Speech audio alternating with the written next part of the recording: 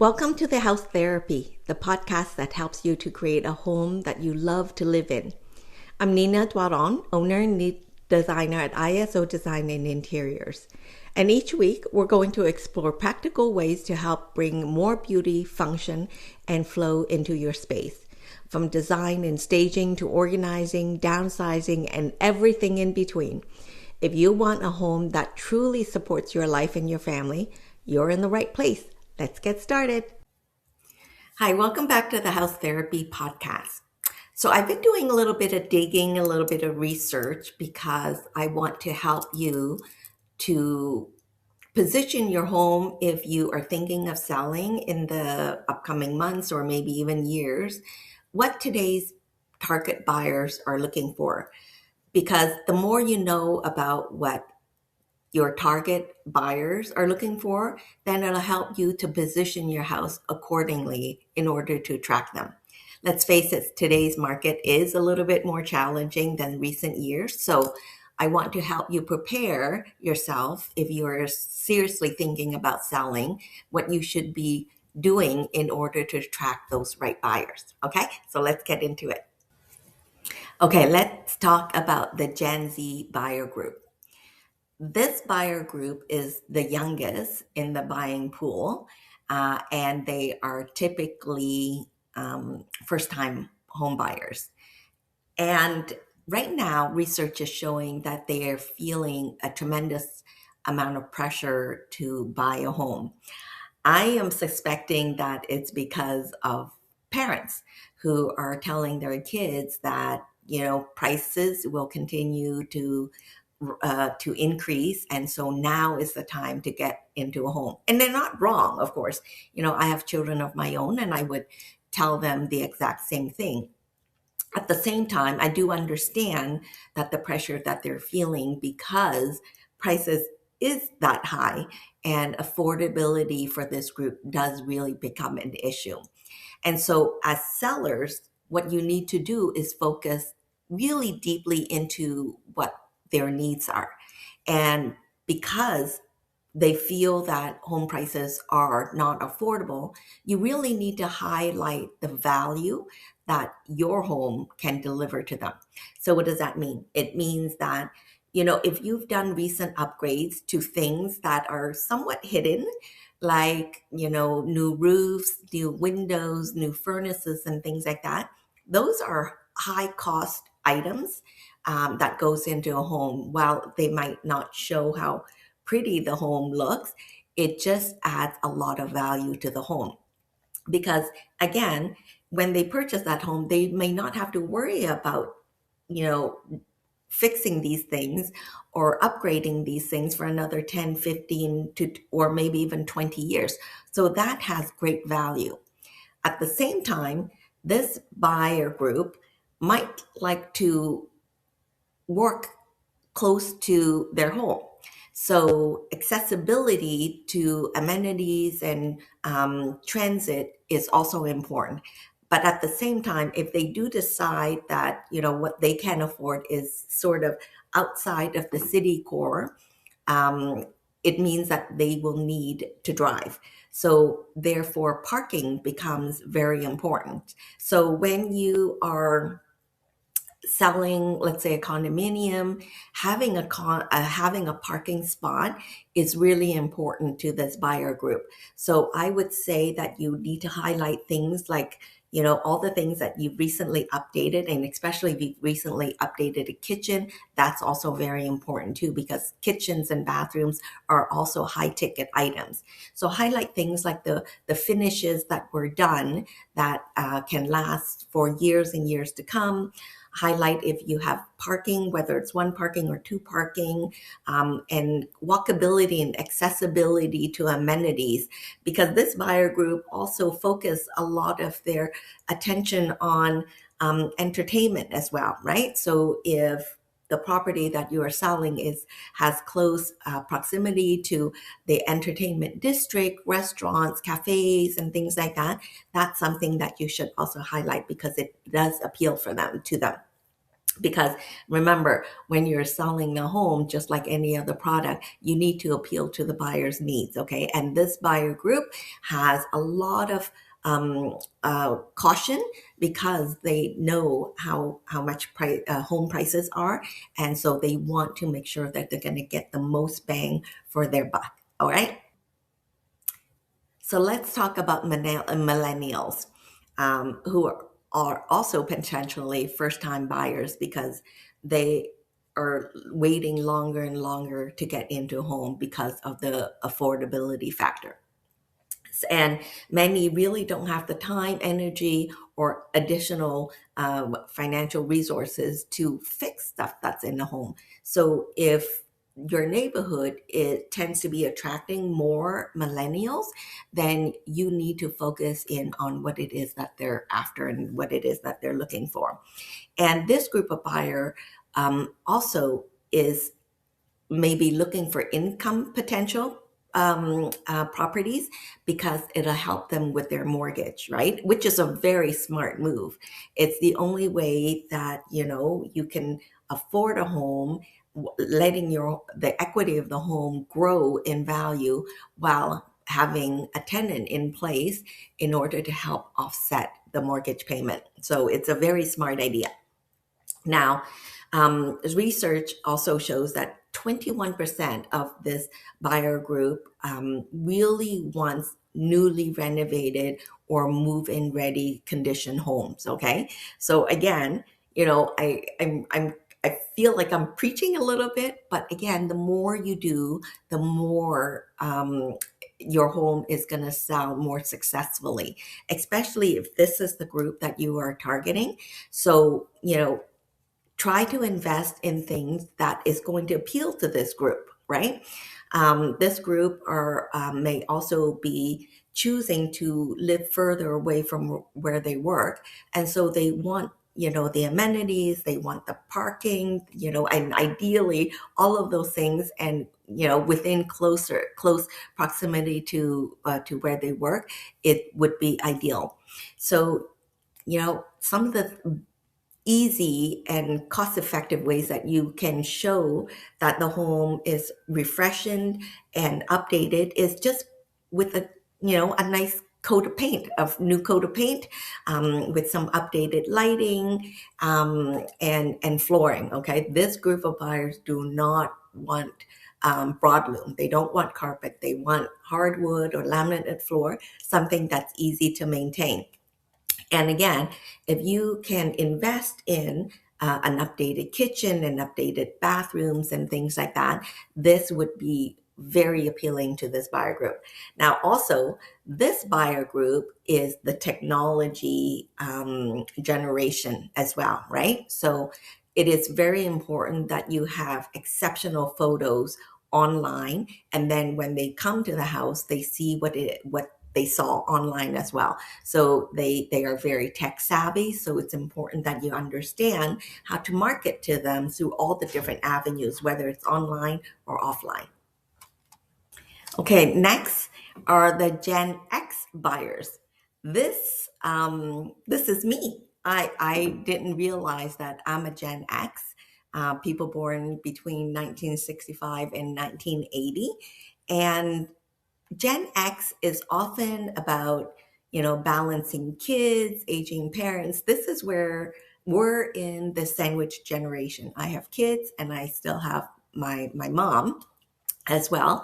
And they're still working. There's career pressure. There's rising cost pressure. There's just a lot that is coming at them. So what my generation, Gen X, what we're looking for is flexibility, right? With layout. We're looking for space because again, we might have kids who are still coming home, or we have kids who have young kids, so we have grandkids, and then we have aging parents. So we need space. We need flexible spaces. We need additional storage. We need a flex workspace because like some of us are still working, and having an office space is very important, and having those multi-generational space, like an in-law suite is also important. That way we can take care of ourselves, our aging parents, as well as have room for our kids and grandkids to come home to. And this group of buyers are at a different income level. We're more settled. We've been in our careers for a while now. So sometimes the Gen X buyers can also be move up buyers as well, which is kind of nice because, again, they're trying to buy a home that has space for everyone. All right. So, what research has found is that 61% of Canadians still prefer the single family homes over condos. I know for a fact that my husband will never move into a condo because he likes his space. He likes his garage so that he can tinker and whatnot. And so that's important to understand, right? When you are buying a condo to invest in for resale later, think about which buyer group you are after, because we, the Gen X generation, we're looking for space, we're looking for yard space. So condominiums are not going to be something that we're going to be looking for. So having that understanding will help you to make sure that you position your condominium to the right target buyer. All right. Having said that, though, when you are looking to sell your home to the Gen X generation or somebody who's looking to upsize their home, having, renovated kitchens and bathrooms are very important to this buyer group. And having like even a finished space, right, that can be turned into an in-law suite or a suite for their children and grandchildren to come home to is also very important. So when you are preparing to sell the home, how you should stage this home for this buyer group is you need to make sure you show those distinct spaces, okay? Having that family home, the office space, having a guest room, and having lots and lots of storage for all their things, because often what happens with this buyer groups is that we still have our kids' stuff, and then we're bringing in our parents' stuff as well. So, storage is a big deal for this buyer group. And then if you are looking to invest in something, I know that for most realtors, they say that it's not worth it to finish a basement if you currently have an unfinished basement. But I disagree because, again, knowing this buyer group, and if you are in a neighborhood where more this buyer group is coming into or gravitating to, having a finished basement is going to be very important to them because they will be seeking for that additional space, okay? And it will be a worthwhile investment because, if they're looking at two options, one without a finished basement and one with the finished basement, that they don't have to worry about adding money into or spending months to renovate an unfinished basement, that is going to appeal to this buyer group a lot more than a property that doesn't have these additional spaces. All right. Okay, let's talk about boomers and downsizers. Boomers and downsizers, this generation are done with helping their kids, helping with aging parents. Now they are focusing in on themselves and the years to come that, it's going to be about them, right? And they want to be able to take equity out of their home in order to do fun things like travel and explore and, spend time on hobbies that they love. And so downsizing for this group is really not more than just about selling the big house and moving into something smaller. Now, I work with a lot of clients to help them to downsize. So I understand their dilemma in this life phase because they are trying to move from a 4-bedroom house into potentially a 2-bedroom house, whether it's a condominium or a townhouse or a small bungalow. But what they're finding right now is that there's not enough homes that would suit their needs. And that's a funny thing to say because in the market that we're in right now, there's a lot of inventory. We have an abundant inventory, and yet they're having difficulties finding the home that would suit them perfectly, right? Because most of the homes that are built right now are not being built with them in mind. They're being built for the other generations, right? So if you currently live in a neighborhood that would be attractive to this buyer group, here are some things that I recommend that you do, okay? Just remember though that they're not looking for small, like what they're looking for is simplicity, and they want something that's easy to maintain, and that's really the key word here, easy to maintain. So highlight, if you can, that they can live on the ground floor, like having the primary suite on the main floor is really attractive to this group, because again, as they age, accessibility becomes an issue, right? Things like a low threshold shower, if you are doing updates to your kitchens and to your bathroom, having an updated a low threshold shower is going to be very important to this buyer group. And safe access throughout the home, right? Like none of these crazy steps and sunken living rooms and things like that. Like if the floors are nice and level, that would be more appealing to this buyer group. Even if you have like these low steps within your home, you can level it out, but that would require a more major update to the home. And having parking, right? Access to be able to park their car into the garage with access from the garage into the home, that's going to be really appealing to this buyer group as well.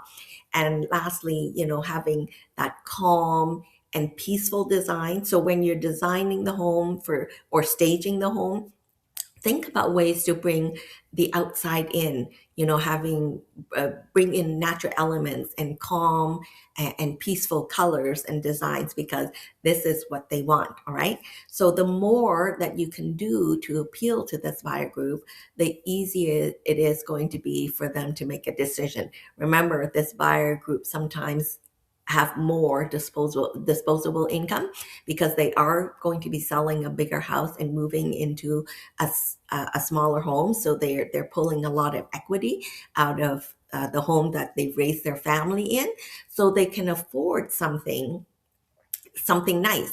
But they have to be able to see the value in it in order to want to pay the top dollar to get exactly what they want. Okay. Okay, I hope you found that this episode was helpful for you. My best advice is that the more you do, the better it's going to be if you are serious about selling your home and you want to sell it successfully. Like any other product that's out there right now, you want to make sure that your product, your home, is attractive and appealing to what the buyer's needs and desires are. Okay. So, if you are thinking that you don't want to invest in any updates and upgrades because you won't get to enjoy it, then that's the wrong way of thinking. Because in the market that we are in right now, if you want to sell successfully, you really have to consider what the buyers are looking for and what their needs are. All right. So, the best advice I can give is that, I know that it's hard to fix your home up for somebody else. But again, if you really seriously want to sell your home, it is the biggest investment that you can put in for the greatest success. Okay. So if you enjoyed this episode and found it helpful, or know of somebody who could, really use this advice or this type of information, please share it with them. All right. But I do ask that, you like this episode, subscribe to this podcast, and please comment, if there are things in here that you think that I should know of, or if you even disagree, please share it in the comments. I would love to hear from you. And I wish you all the best as you prepare your home to sell in this market. Just remember, the more you do, the better it's going to sell. And as you take care of your home, it'll take care of you. Bye for now. Thank you for listening to the House Therapy Podcast. If today's episode inspired you, be sure to follow the show and share it with someone who would love it too. For more tips, resources, or to work with me directly, visit isodesign.ca. Until next time, remember, with a little effort, every home can be beautiful and every space can be functional. And remember, you deserve it.